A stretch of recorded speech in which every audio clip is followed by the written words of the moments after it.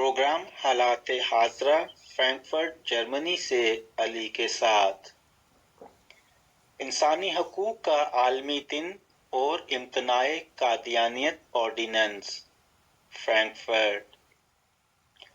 73 बरस कबल 1938 दिसंबर 1948 को अक़वाम मुत्तहिदा ने इंसानी हकूक के यूनिवर्सल डिक्लेरेशन को एक करारदाद नंबर 217A के तहत मंजूर किया, जिसके तहत एक आफाकी मंशूर तैयार और मंजूर हुआ, जिसमें बुनियादी मजहबी, इंसानी, सियासी और समाजी इजहार राय, बहस व मुबाहसा समेत दीगर हकूक को तस्लीम किया गया।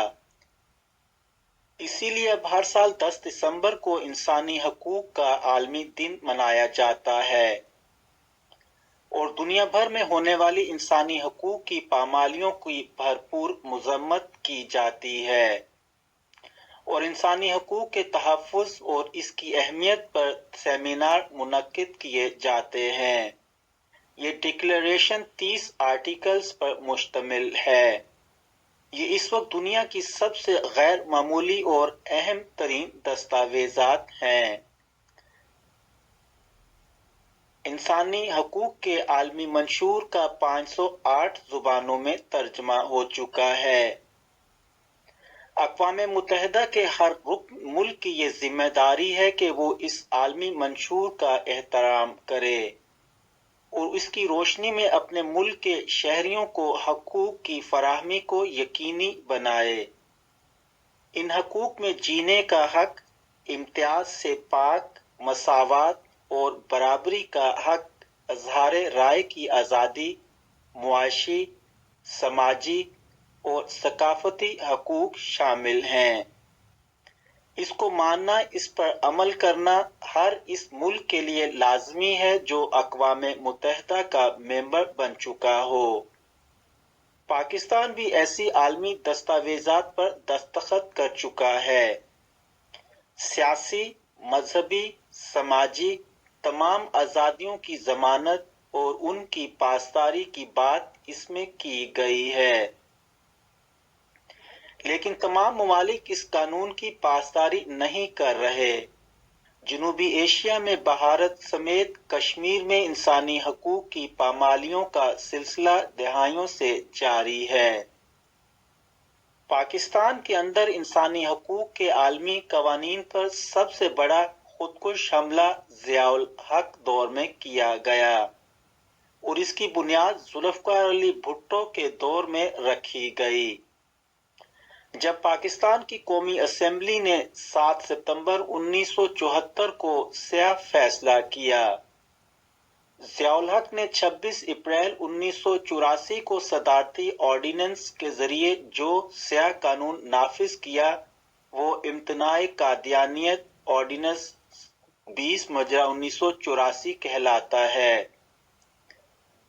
इस कानून के फौरी निफाज ने जहां इंसानी हकूक के आलमी मंशूर और दीगर शहरी आज़ादियों के आलमी कवानीन पर ज़रब लगाई, वहीं पाकिस्तान में बसने वाले लाखों अहमदियों को उनके मजहबी हकूक से यकसर महरूम कर दिया गया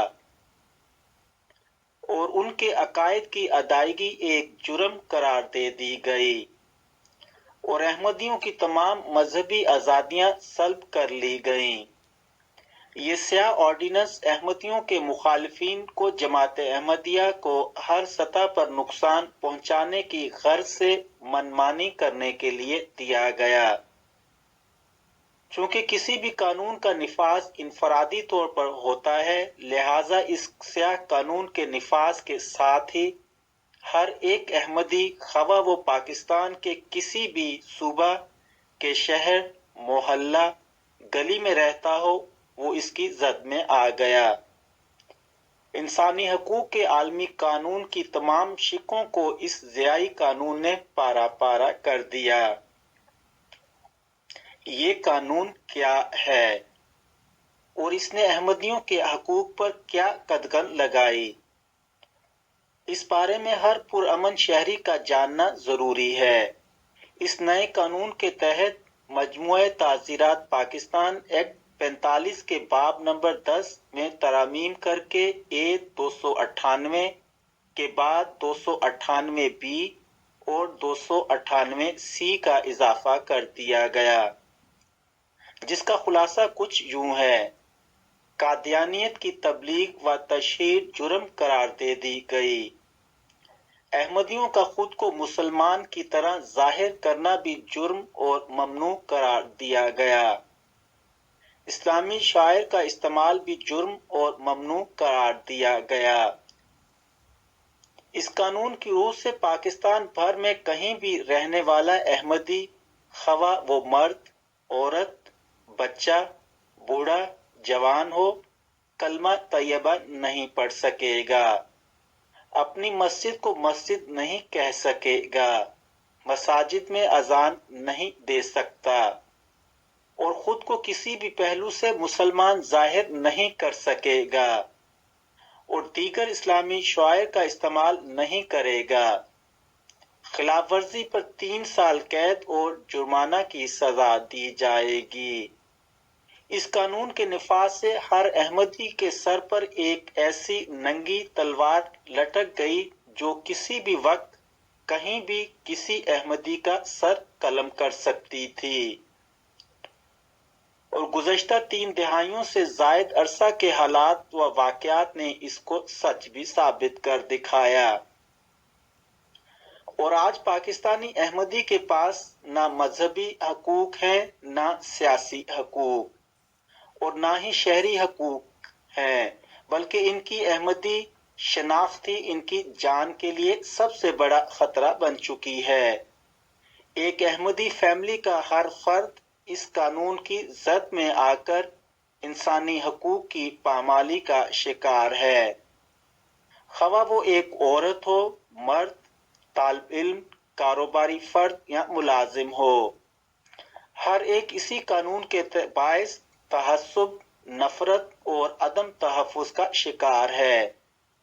पाकिस्तान के अंदर से अदम तहफ़्फ़ुज़ के बायस इस वक्त हजारों की तादाद में अहमदी मुख्तलिफ ममालिक में पनाहगज़ीनों की शक्ल में एक इंतहाई कठिन जिंदगी बसर करने पर मजबूर हैं।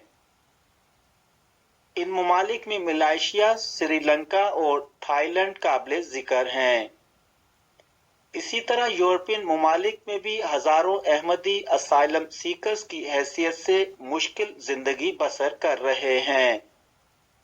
साल हर साल से फैमिली मेंबर से दूर अकेला जिंदगी बसर करना कैसे होती है, बस ये वही जानते हैं। इसका दुख और गम भी।